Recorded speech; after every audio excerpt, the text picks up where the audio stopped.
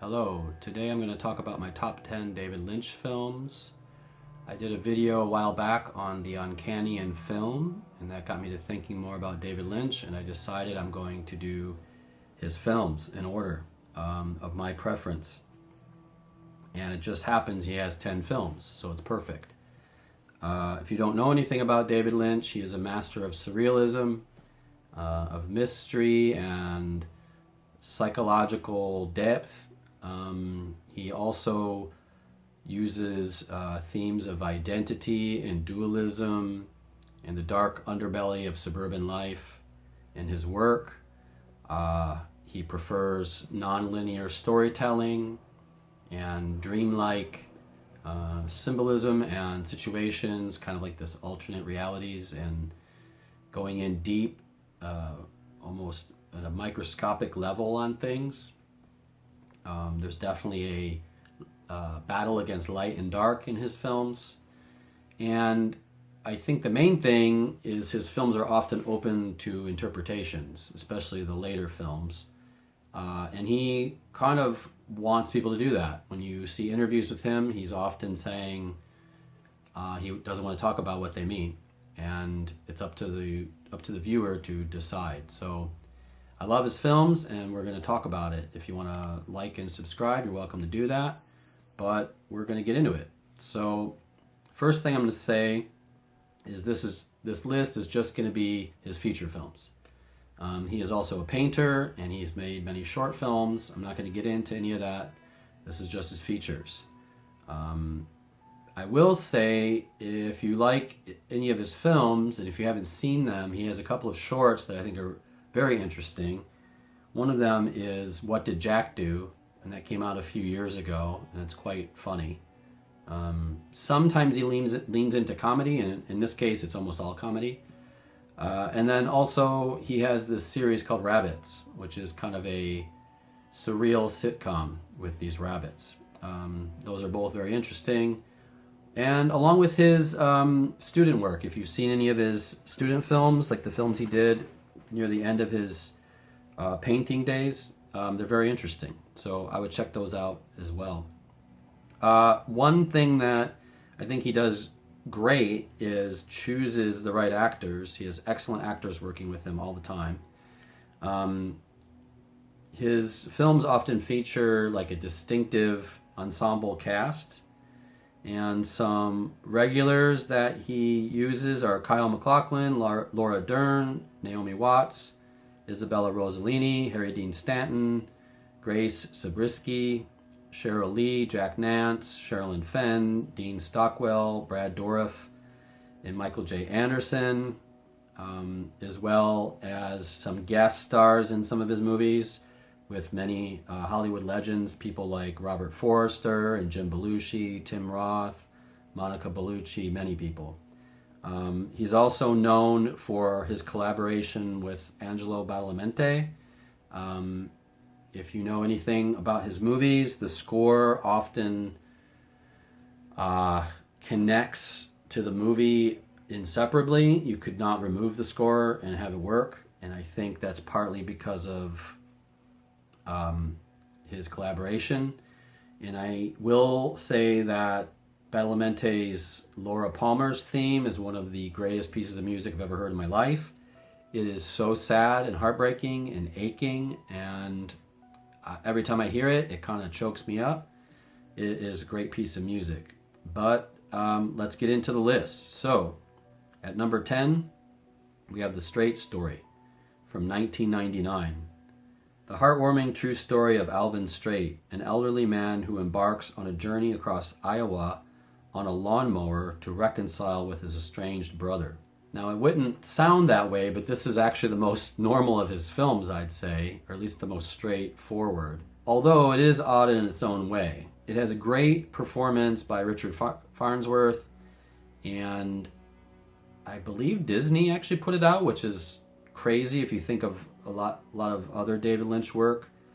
It's very heartwarming and light, whereas most of his other work is doom and gloom often.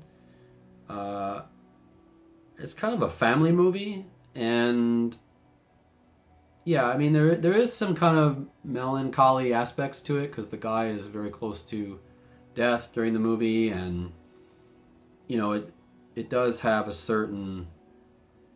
I mean, if you've seen the other films in this list, you definitely know he made it. But I definitely think it's his lighter side, not his heavier side. But I don't have that much to actually say about it because I've only seen the film once, but I know it's definitely down at the bottom of the list. This might get me into trouble, but at number 9, I have Eraserhead from 1977. A surreal journey into the nightmarish existence of a man named Henry Spencer, whose life spirals into madness amidst industrial decay and grotesque visions. I know a lot of people love this movie, and I do like it. And I will say it's probably the closest that he comes in his painting endeavors into his films. It's more like a painting than a film. So in that way, I think it's great. He does touch a little bit on that later in his work, especially in Twin Peaks: The Return, which is a TV series, not a movie. But there is some of that Eraserhead kind of quality in that series. But here it's 100%, and it's probably his strangest film and his most surreal film. It took him several years to make it. It was a lot of blood, sweat, and tears to get it finished. It's kind of his breakthrough, I would say. There's a great performance by Jack Nance, who is in many of his films.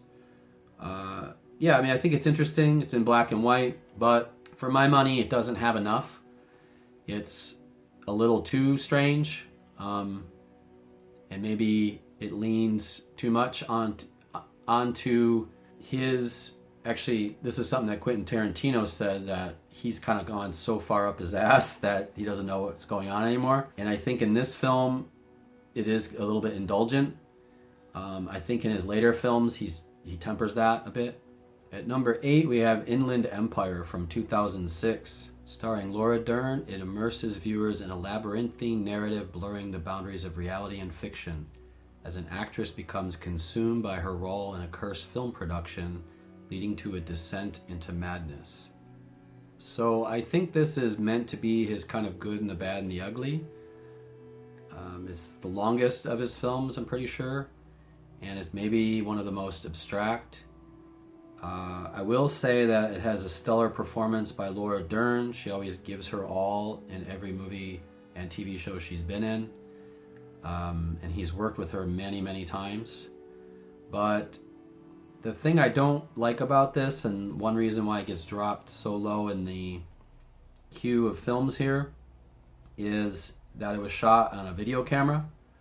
And I don't like the image quality. And when I'm watching it, it just feels wrong. I think if he would have shot this on film, I might like this movie 100 times more. I think it becomes irritating after a while. It's like watching a home movie, and I don't know, like, there are great ideas in here, and near the end it gets quite terrifying, but I feel like it just loses something on video. And maybe in some ways, in some parts of the movie, it becomes a little too abstract. I think he works best when his films are balancing on abstraction and typical narrative. And if it falls too far one way, then I think it doesn't really work as well. I will say the film is quite ominous right from the start, and it feels a bit voyeuristic, partly because of the video camera. But, I mean, he uses the voyeur thing a lot in his other films, but it's a little classier because it's on film. This feels a little bit more dirty or something.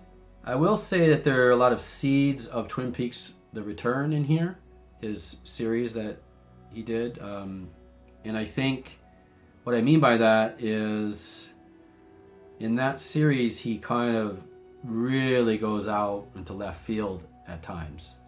And maybe in the series it works better because he's able to ground it with the Twin Peaks world. But in this case, it doesn't work as well, I think. At number 7, we have Dune from 1984, an adaptation of Frank Herbert's sci-fi epic follows Paul Atreides, played by Kyle MacLachlan, as he navigates political intrigue and mystical forces on the desert planet of Arrakis in a visually stunning and ambitious epic. So I am praying for a director's cut of this film. He was notoriously unhappy with it because there was a lot of studio interference, and he's kind of disowned the movie. And since the recent Dune movies that have come out, you can check out my video on them there, he has actually stated that he would maybe consider going back to it. And I think that would be amazing. I think his version needs to be like 3 hours at least. Maybe it won't do everything that the recent versions have done, but I do think a 3-hour version would do a lot for this film because there are great things in it. I just think it's chopped too much, especially the second half. But I will say this is kind of the bridge of his, it's a pivotal film for him, because before this, I don't think he had quite found his voice. And after this, because of his experience on this, he does find his voice. And there's a peak in his filmography, which is basically the top films in this list. But that peak comes after this movie. Now, Kyle MacLachlan is excellent in this film, and all of the Lynch regular supporting players are all excellent in the movie. I love the design. It's really odd in certain places. Some of it's a bit campy, but I mean, it's definitely a film of its time, of the early, mid 80s. But, you know, I think it's almost impossible to adapt this book, Dune, into a film. And I think many people will try. I don't think Denis Villeneuve's the last person. You will see in another 20 years or something, someone else will try. They might try to do a series or something, but I think it's really difficult because there's just too much internal dialogue and it's just too detailed. And you'll never, ever come close to matching the book. But I think it's a worthy try, and I do have a soft spot for this film, which I mentioned in the Dune video I did, if you want to check that out.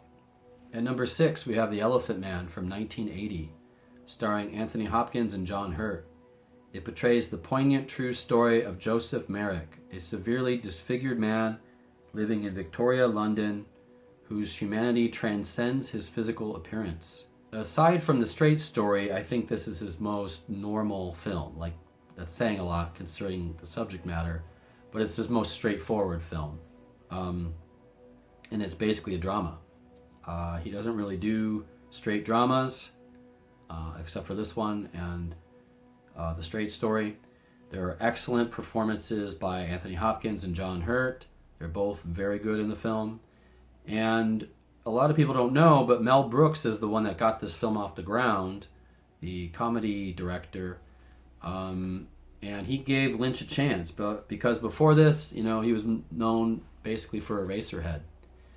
So this is kind of his first hired gun film. And yeah, I mean, I think it's successful. It's quite sad to watch. And you can see a lot of Lynch in this. You know, he's a bit of an oddball, and Merrick is also an oddball, so you can see kind of how he connects with the material. It's in black and white, which I think it's in beautiful, lush black and white. The cinematography is excellent. But like Dune, I think it's still him not finding his voice yet, and that's one reason why it's lower on the list. Number 5 is Twin Peaks Fire Walk With Me from 1992. As a prequel to the iconic TV series, it delves into the last days of Laura Palmer's life, exploring the dark secrets and supernatural forces lurking beneath the surface of a small Pacific Northwest town.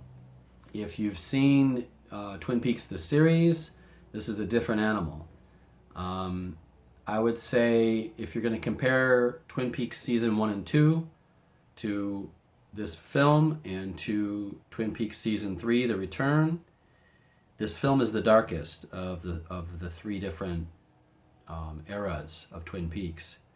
It doesn't really have any of the goofiness of the TV series, and I would almost say this is maybe his darkest film. It is very raw and shocking and hard to watch at times. It's definitely a departure from the series. And I remember the first time I saw it, I was working at a movie theater, and we did a midnight screening of this for the employees the day that we got the film in. And several of us were teenagers, so we were big fans of Twin Peaks because it was kind of running the year or two before that, a few years before that. And we were all kind of into it. So when we sat down to watch this, we were not expecting what we got. And it kind of blew us away. And when the movie ended, we were all just like stunned. And it really stuck with me for a long time.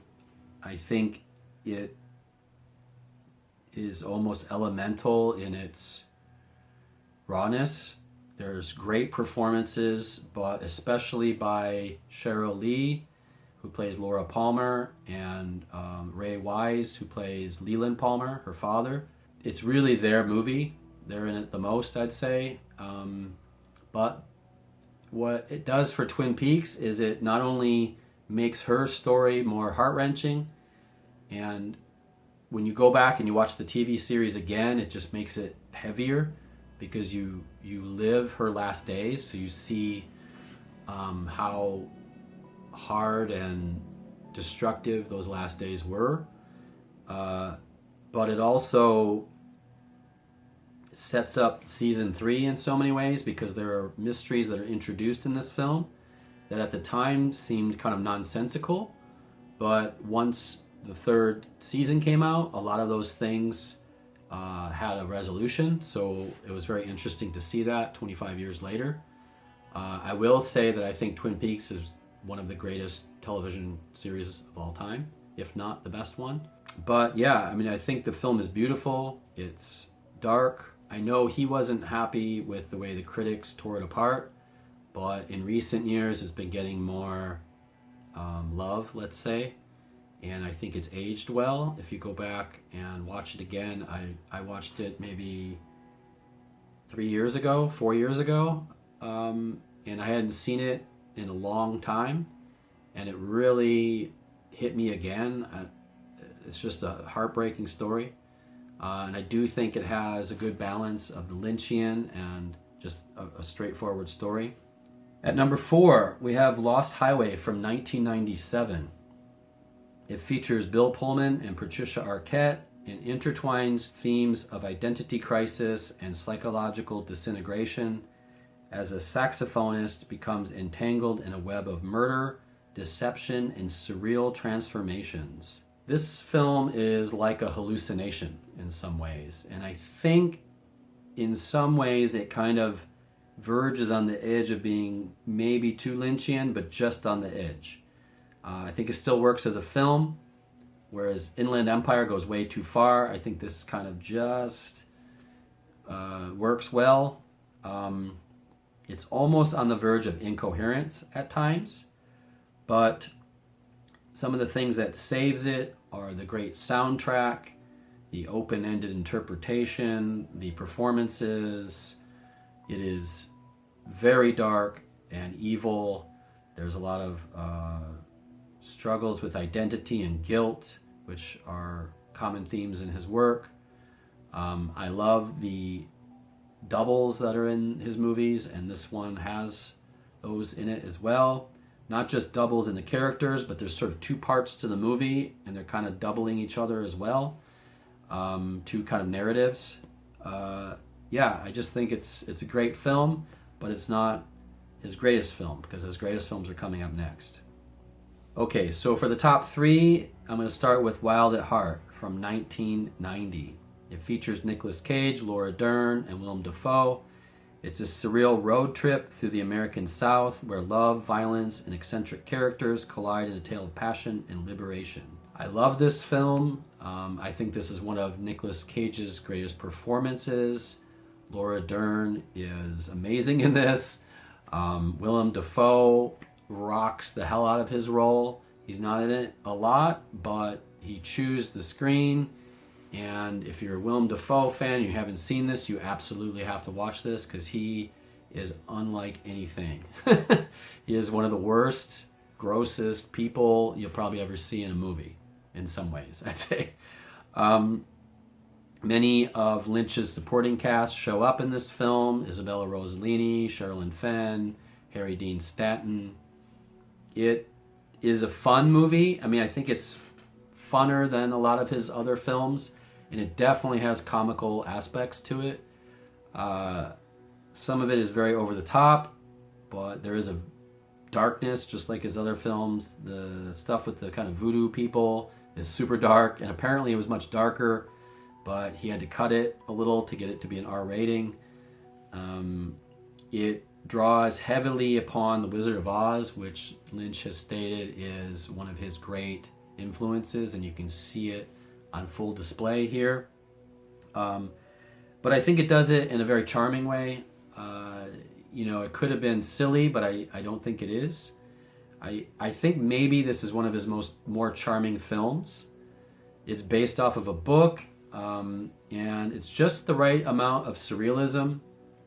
I love the soundtrack. I adore it. When I was in my late teens, I would play this soundtrack all the time. You probably know the Chris Isaak song Wicked Game that is from this soundtrack, but there's so much more on it, and it's done by Angelo Badalamenti again, most of it. It is cinematic, and if you like road trip movies, you'll love it, because that's basically what it is. I actually think that it has one of the most heartbreaking scenes I've ever seen in a movie. There is a scene, this is a minor spoiler, but there's a scene with Sherilyn Fenn that is kind of a death scene, and there's just something about the setting and the acting and the score all in tandem, and it just crushes you when you're watching it. And no matter how many times I've seen it, and I've seen this film, I don't even know how many times, but it's got to be more than 20 times. Every time I get to that scene, it just crushes me. I don't know what it is about it, but as cinema, it just totally works. And yeah, I mean, I think it's a turning point in the movie, and once that happens, everything kind of collapses, and it's beautiful. The movie is forever quotable. My friends and I, back when we were teenagers, used to quote this movie all the time. This and also another Nicolas Cage film, Vampire's Kiss, very quotable. Through our high school years, we would quote these films every day. At number 2, we have Mulholland Drive from 2001. Starring Naomi Watts and Laura Herring, the film follows a mysterious amnesiac woman and an inspiring actress as they delve into the dark underbelly of Hollywood, where reality blurs and nightmares come to life. Now, I'm sure a lot of people will be angry at me for putting this at number 2, but I think his other film beats it out just slightly, and I'll tell you why in a second. So, the one great thing about this film is it's a puzzle box. When you see it, you can't stop thinking about it. Even to this day, and I saw this film more than 20 years ago, even to this day, I still think about this movie. It keeps giving, and it has great performances. It's quintessential noir. It might be one of the greatest neo-noirs of the past, 40 years, maybe since Chinatown. I don't know, maybe Blade Runner or Chinatown, I'm not sure, but it is definitely great. It is sexy. It was supposed to follow Twin Peaks as a series, but the series did not get picked up, so he transformed it into a film. And that might be its only kind of flaw, is I wonder what the film would have been if it was originally thought of as a film, if it would be different, and maybe it might have been even better, I don't know. But there's also part of me that feels upset that it was never made into a series either, because that could have been amazing in its own right, and we will never know. But again, Lynch uses doubles, and in this case, it's even more mysterious than maybe Lost Highway, because you don't really know what's going on here, and there are many, countless interpretations of this on the internet. If you haven't seen the film, I would stay away from those interpretations until you watch it, and try to go in with fresh eyes. I know that's hard because this film's 20 years old, but yeah, I don't know. I mean, I think the interpretations, everyone has their own one. At number 1, we have Blue Velvet from 1986, starring Kyle MacLachlan, Isabella Rossellini, Laura Dern, and Dennis Hopper. A young man discovers a severed ear which leads him into a twisted world of voyeurism and violence and psychological torment in a seemingly idyllic small town.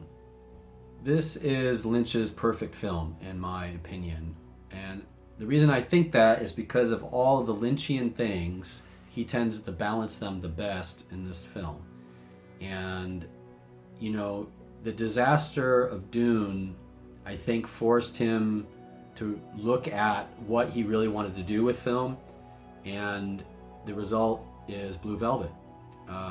It is a perfect blend of all these different genres that he likes. It has just the right amount of the kind of Lynchian weirdness, but a straightforward story. It is a noir like Mulholland Drive, but in this case, I think while Mulholland Drive focuses more on LA and the kind of darkness there, this focuses more on suburbia, more like Twin Peaks, I'd say, but the darkness underneath suburbia. The cast is excellent. You know, Dennis Hopper as Frank Booth delivers one of his greatest performances. Isabella Rossellini is amazing in this film. Some people think that she was kind of used in this, but she has gone on record that she was never pressured into anything by Lynch. In fact, eventually they dated, and she sees this as one of her greatest roles, and I actually think it is. Partly because Lynch let her act and, you know, went beyond just her beauty, and I think a lot of times actresses that are very beautiful, they get sort of stuck in these roles where it's just about their beauty. And in this, even though she's beautiful, she's kind of ugly in a lot of ways. She is like the other half of Dennis Hopper's character. They're both ugly in their own ways. But on the other hand, you have the other characters by Kyle MacLachlan and Laura Dern who are very innocent and not ugly. So there's an interesting dichotomy between them, again with Lynch's doubles. Brad Dourif and many other people do great cameos in here. The music is very well done, and I know this kind of cemented his relationship with Angelo Badalamenti, who did Twin Peaks with him, and you can see elements of Twin Peaks here, especially in the love themes and stuff. I think there are some scenes in this movie that are very unsettling, but they're mesmerizing to watch. One in particular is the closet scene. If you've seen the movie, you know what I'm talking about. And also the nightclub scene where she's singing Blue Velvet. Those scenes in particular are amazing. I think the closet scene draws a lot from, it's like kind of Hitchcockian, like Rear Window. This kind of voyeurism and very noir. There's a scene later where Isabella Rossellini's character is very psychologically damaged, and she's walking down the street nude. I guess this is a spoiler, but that's actually something that happened to Lynch when he was a child.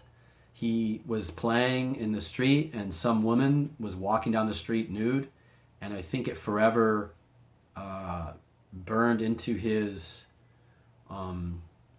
creative self, because you see these troubled women in almost every David Lynch movie. And you could say that, it's kind of a form of abuse to put them through this in the films. But if you hear interviews with most of the leading ladies that he's had in his films, most of them love him.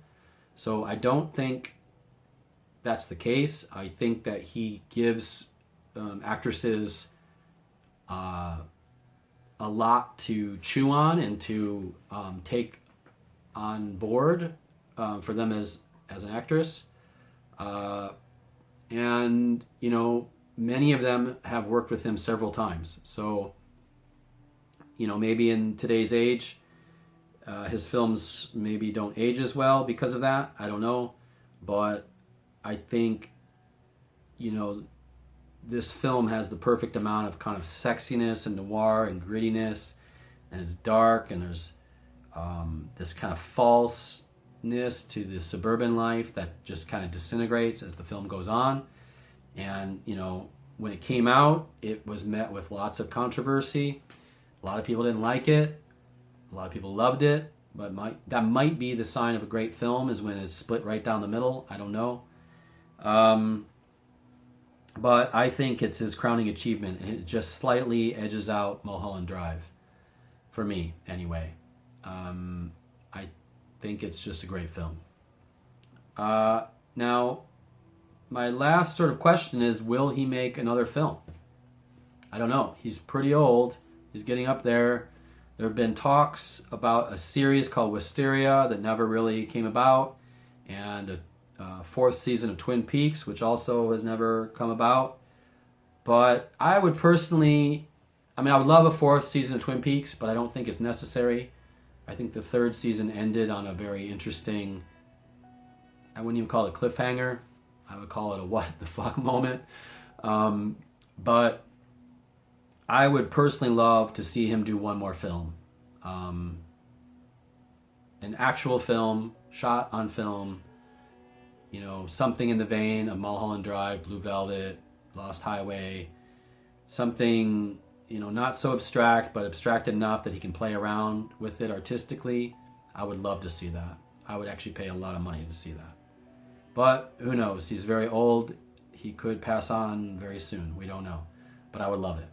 Anyway, if you think anything in this list doesn't work the way that you think it should, and it should be different order, you can mention that in the comments.